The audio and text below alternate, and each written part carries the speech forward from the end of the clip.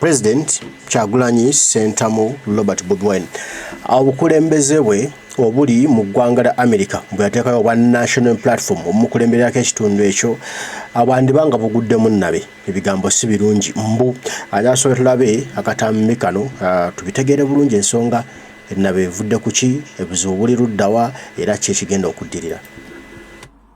Ebbanga liziriwera nga mbategeeza nti abasajja abeeyita ab'enkyukakyuka bonna mu ggwanga bonna bamafiya banoonya kyakulya era ndoza mugenda mukiraba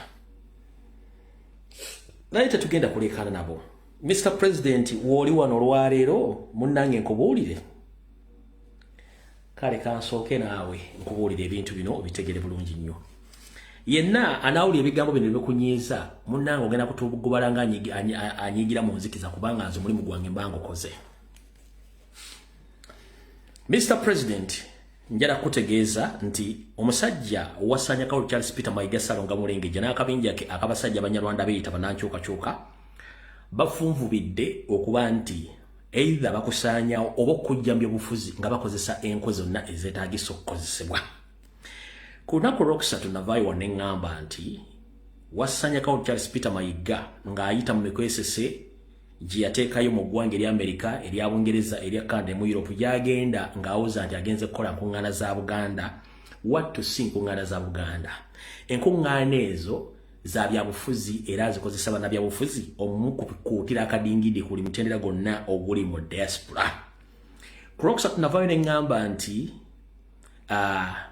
ateekateeka okusindika abantu be okugenda mu ggwanga lya Amerika n'okuteekawo enjogeza wakati waabwe n'abebibiina ebiri mu Amerika, Canada, Bungereza ne Europe okubanga batandika omukubira akadingidi era bwe nakyogeddeko information yamutuuseeko n'abuuza Lumbu yafunye atya amawulire agakwata ku nsonga nti ngenda kukozesa emikutu oba structures za Buganda okutandika okukola campaign nti nzija ku bukulembeze bw'eggwanga erya Uganda. Yabadde mukayufu nnyo ng'omususa era n'anyiiga nnyo n'agamba nti alina enkwezenge ezimutambuddako. Ebigambo bino era n'olukuŋŋaana lwali lunalina okusooka okutula lwalina kutuula mu kibuga alina okusooka kutula mu ssaza lya Boston naye agambye endowooza ab'e Boston bayina olugambo lungi nnyo kati n'akyusa ng'ajja kuba nti either omwezi guno nga guggwako oba ogujja agenda kubayolekera mu ssaza ly'e California oba mu ssaza ly'e Washington DC gy'agenda okuba ng'akolera enteekateeka ze ng'ayita mu mitendera oba mu structures za Buganda ze yeezimbira. Mr. President Robert Kyagulanyi Ssentamu ndi wano okutegeeza gwe kinaanyiga kimunyige naye bw'oba kisanze nga kikunyize nege mazima ngenda gakugamba nga bulijjo bwe nkikola. Muzzukulu wa Buganda muzzukulu wa Nambi Robert Kyagulanyi Ssentamu amawanga amalala gonna tegakulwana wabula eggwanga erikulwana abeefuula Abaganda ebakulwana olw'okweyagaliza n'akanyoomonyomo akabajjudde ng'ate beefudde enkwezenge wanaakusinikira obulingaaya naye ng'ate kyakulowooleza wattu kibi nnyo oba kizibu nnyo. Mr. President njagala okukuloopera nti abasajja boyita abasajja oba coordinators bonna abali mu ggwanga lya Amerika abalina amannya ag'Ekiganda bonna nkwezenge bano bamu ku babadde ku Zoom meeting ey'Amayiga ng'abanenya information okufuluma.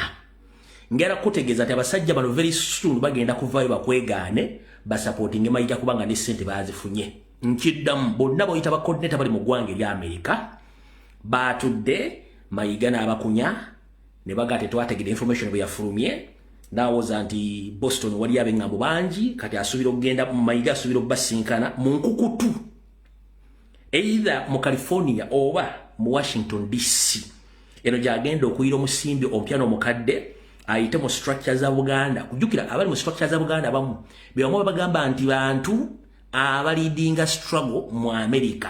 Nze kino njagala kyogera numbe ate mu bumanyi bw'onnumba asobola okujjirayo bwanga ebigambo ebimu ennaku zino bisirikira lwa struggle naye kasito nnumba nga toyina information emala nja kwambula mukkirize tuboogere ng'obudde bukyali tukoye enkwezenge. Mr. Robert Kyagulanyi Ssentamu, the elected president of Uganda, I'm here to warn you that the so people you call that they are coordinators in the USA These are the people working in hand with Charles Peter Mayiga, the so-called Katikiro of Buganda, because for him, he's preparing to stand as a presidential candidate come 2026. So he's going to use his Buganda structures, which he made himself, via using your so-called coordinators, whoever organized the Buganda functions in USA in different provinces. As we speak yesterday, they had a Zoom meeting where they discussed a lot of things, whereby Mayiga asked them that how did Lumbuye got the information that I'm planning ABCD. So he decided to again meet those people in either California or USA very soon, because his mission was exposed on Wednesday. So I'm here to inform you that please, it is better you get alternative team which is going to lead our struggle in diaspora. But currently the entire team in USA is rotten. Very soon they will come out and support Mayiga, and they will deny you. So ensebi ulire nze nkoya abantu abefuula nga batuvumisa nti tuli abaganda tulina enkwe nenga bennyini bayina enkwe. Oli ayina erinnya Ganda tali straight eno yefuula ntayagala nkyuka ate no nga wagira Mayiga mukozi wa NRM. Kati weebuuza bano abantu baagala ki? Mr. President jala kutegeeza mu America ddamu okole due diligence otandika okunoonya abantu abalala, funa alternative leadership team. Bana baliyo bonna Mayiga already abalina. Kyovula nti bakola nnyo function za Buganda, sime Buganda tuyambe, Buganda tukole tutya, Buganda tukole tutya, nga bali mu kukola kye tuyita underground network. Wano bafuniramu ssente, 2 bakoleramu network yaabwe ey'obufuzi, 3 nga bakulyamu n'enkwe. Mayiga agenda tandika okugenda mu America either buno omwezi oba omwezi ogujja secretly okubasinkana bano bonna begga nti boyita ba coordinator bo mu America abasinga obungi bonna bafu. Bino byogedde agamba nti nimba oba njogedde bikyamu jangu ojja kumpulira kubanga buli kimu nkina. Wemmanyira Zoom meeting mwaddemu yesterday niye mwateesezza leero kati jangu okimanyi nti buli kimu kyemugenda okukola kyembadde mukola nkimanyi kubanga ssente zaayise. Nibe mugenda okwogera bikyamu ku Kyagulanyi thereafter nja kujja mbyogere kubanga ekyo mukimanyi sinasalawo sina muntu gwentya. Ekyo nakyo nkimaze. Kubanga ono mwami yasindise ssente n'endala agenda nazo aziteeke mu diaspora. Kino agenda kikola mu ggwanga lya America, ayingire Canada, bw'ava Canada addeyo mu Europe, bw'ava mu Europe akomekereze nga ali mu Bungereza agenda kodda eruuto ey'okubiri e Bungereza. Kati kino akikola atya? Omwami ono akola ebintu bye ng'alowooza tukyali mu Stone Age oba tukyali mu analog. Wetwogerera olwaleero yasindika abasajja be ku ground mu Buganda bagenda boonoona erinnya lya Kyagulanyi nga bonna balaze bonna. Kati olwaleero officially atandise okutalaaga eggwanga asookedde mu Busoga, gy'asookedde wakyabazinga akuba campaign indirectly n'okufuna base wagenda okuba nga akolera emirimu gye. Bino ebintu byakola byonna tekuli kintu kiri authorized okuva mukama we Ssaabasajja Kabaka tekiriyo, byonna bikolanga yo omuntu. Ate oyinza okuluza nti mbalimba mwe byange embeera nabyo kate ng'omusezi agulesiye nendowooza nga sinazannya kano kansooke mbazannyire kano mukawulire bulungi nnyo. Olira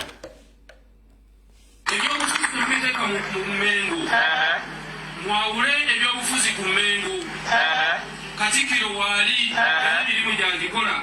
A few moments later. Buganda inenteekateeka yonna aw'ekitiibwa okuzimba abakulembeze abanakongojja ensonga zaayo n'ebirowoozo by'Emmengo mu byobufuzi. Tukibadde tukikola. Ye naamenyaani naaleka kitundu ekisinga obunene bayise mu mikono gyaffe mu naddala mu nkoba za Mbugu. Ako kalimiro kaffe tukeyambisizza nnyo. Agambye ki? Naddala mu nkoba za Mbugu. Ako kalimiro kaffe tukeyambisizza nnyo. Waliwo abantu abalebye okutegeera Uganda eriwo ku nnono na buwangwa teri mu byabufuzi. Bagatta ebyobufuzi mu nnono n'obuwangwa era mubalaba ate bali Mengo yennyini ye wali abafere ba Ssaabafere abakulembedde olukwe lw'okwagala okumalawo Buganda n'ogizisa. Kankadde mu kawulire video labaga etandika omuntu omunafu giveeko wulira bulungi nnyo.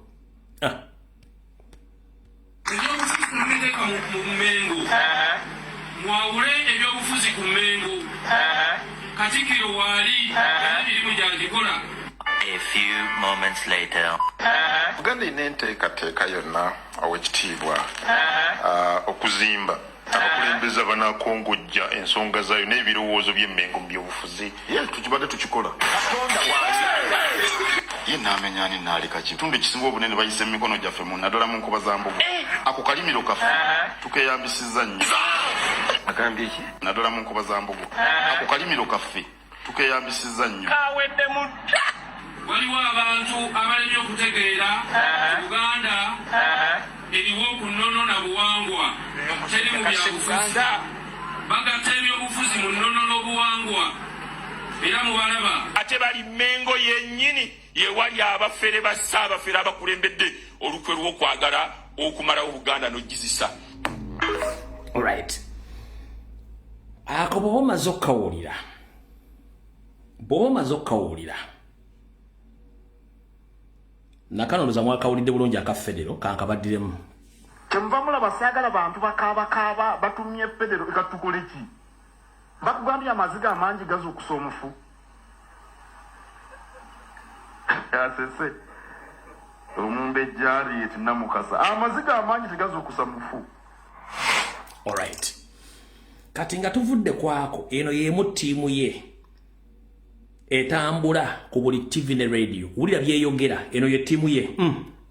Tukozesa omukisa guno ogwampuga gwaleese naffe okuyingizaamu ebyaffe tugobe ku musajja osanga n'atusuulira ku kadondi k'ensimbi netaviiramu awo so tumuteeke ku kisenge tusabe tulina okusaba bwe nsaba ya 3 ayizulu nga temulinda ekisanja kikola ki ekijja bona amugoba Museveni ennyo n'omuyiribya alaba omutwala nnyo ng'agamba kati kano kakusuulidde nvaako azifudde ddala olusoga alaba mumitireko ng'akwatako obubanda omu ng'abasuulira nga mulwanira buli abasinga bazukwala nagamba wayi kagende kasanagende ttemu kano njagala okubaza mpuuga mafia ennongosereza tubaddewo tuzirabye okugenda mu 9 mu 6 tuze tulongoosa paka kati ate nzirabye President Museveni ng'akulembera eggwanga lino emyaka gyonna kumpi gye badde mu nsi gy'ensiza okulaba ng'awaali siibula banantebe njagala abantu b'entebe okubasiibula kama bankumire musule bulungi mungero goberera ensonga z'abantu b'entebe bageze bogamba kimu ne bakitegera bamanye ekyokukola bamanye ensonga laki nzemba akiikirira ate n'entebe site ino yazze so bitambula bulungi. Kati eyo group yani ye group ya Mayiga omwami oyo Kakembo mbwa tekamwa akiikirira ntebe y'omukuka group akagandika Ludembe ofuze akamayiga akampuuga akavuma Kyagulanyi ku machano olweggulu. Imagine member parliament mukulembeze byayo gwomusuubidde nti ono ajja kujjako Museveni nga yagandi ayagala gwa Museveni amusuuze kyamusuuza so si kumujja mu kkubo yasigale mu kkubo eri atwale eggwanga mu maaso. Kakakuddemu atannakategeera otegere bulungi wuli ebigo byona omusajja. Tukozesa omukisa guno ogwampuga gwaleese naffe okuyingizaamu ebyaffe tugobe ku musajja osanga n'atusuulira ku kadondi k'ensimbi netaviiramu awo so tumuteeke ku kisenge tusabe tulina okusa. Tukozesa omukisa guno mpuuga gwaleese naffe tuyingizeemu ebyaffe. Ebyalo byebirwa mwe muli ekyalumu kyeyaleese mwe muli nti bagenda kuzzaawo term limit mwe muli nti bagenda kukyusa leader of opposition mwe muli n'ebintu ebiringa ebikanga Museveni ye Museveni nalitabuga nja ebitembireeta kale mujje tuteese mu kawateeka ssente ono kyayagala basupportinga ebyampuuga byaleese nabo bateekemu ebyabwe okufunirako ssente. Oba okyalina ky'ommanja nekyombuuza ku social media kuno ku bantu bano benkubidde emyaka 5 nga temubategeeranga. Kanga kuddizeeyo oliko otegeera abasajja badde mudiringa nabo.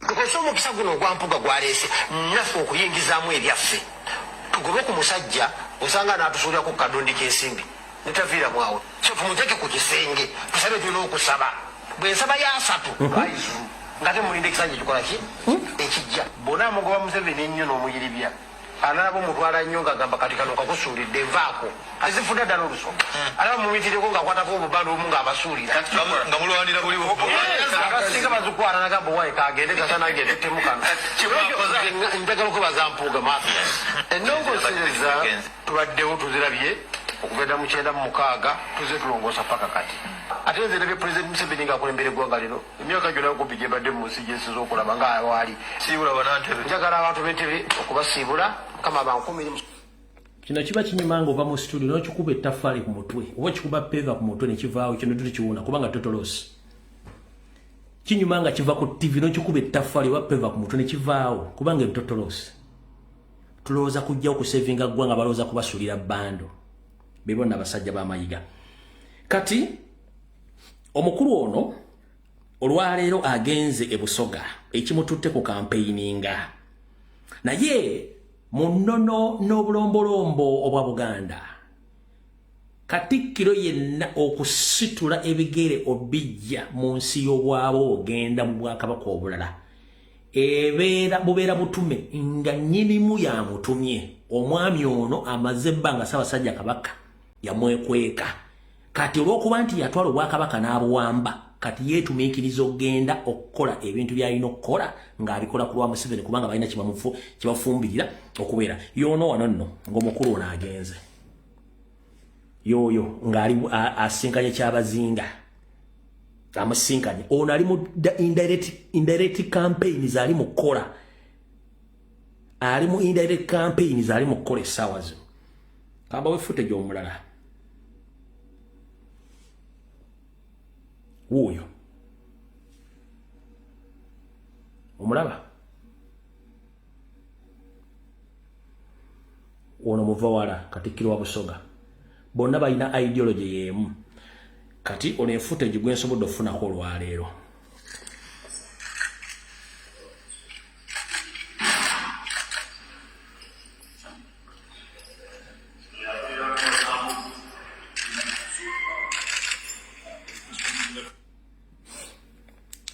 ndoza mutegedde bulungi nnyo yoyo omwami byali mu kukola essaawa zino ng'ali mu campaigninga indirectly ng'ali mu kkuba Kyagula kuba buli meeting gy'agendamu yonna ayogera erinnya limu twagala kusuula mu bubuka ono buli kitundu kyonna we yalina amaanyi ndowooza omukulembeze ebintu bino byonna bitegedde mbikugambye saagala ogende nti omusajja information teyagimpadde nkikuwadde bulungi nnyo olyoke otegeere ebintu nga bigenda mu ggwanga lya Uganda ne bweru waalyo. Alright. Omukulu ono project gye yatandikawo gyatambuza nga campaign slogan eya Mmwanyi Terimba. Ono omukulu wasanyako Charles Peter Mayiga agenda kuba atambuza campaign slogan ye ya Mmwanyi Terimba gyagenda okutambuza mu America, UK, mu Canada ne mu Europe saako ne country tour gyagenda okukola ng'atambuza ekigambo Mmwanyi Terimba ng'alaga nga bw'akulaakulanyizeewo Abannayuganda n'Abaganda era mwagenda okuyita okuba campaign z'okwetoola ensi yonna ng'ayita mu program eya Mmwanyi Terimba okwetoola ensi yonna byagenda okutambuza yegenda okubeera nga campaign tour ye.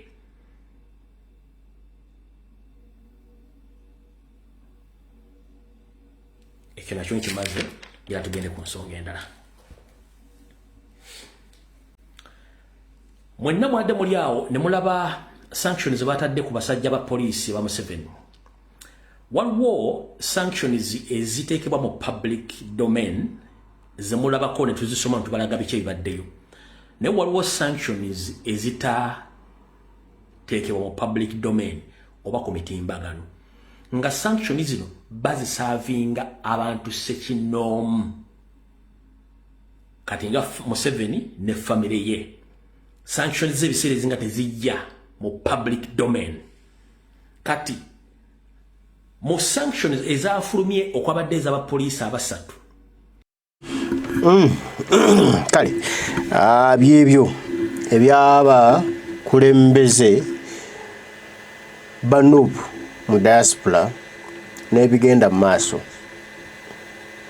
Tulindirire tulabe ekinaavaayo naye twongere okuba abagezigezi n'okwongera okwesengejja ensonga obulungi kuba ebigambo si byangu. Eggwanga lyaffe twetaaga enkyukakyuka, twetaaga okulaba ku bukulembeze obulumirirwa abantu obufaayo eri abantu ne ate n'obuwangwa waffe nga situbusudde.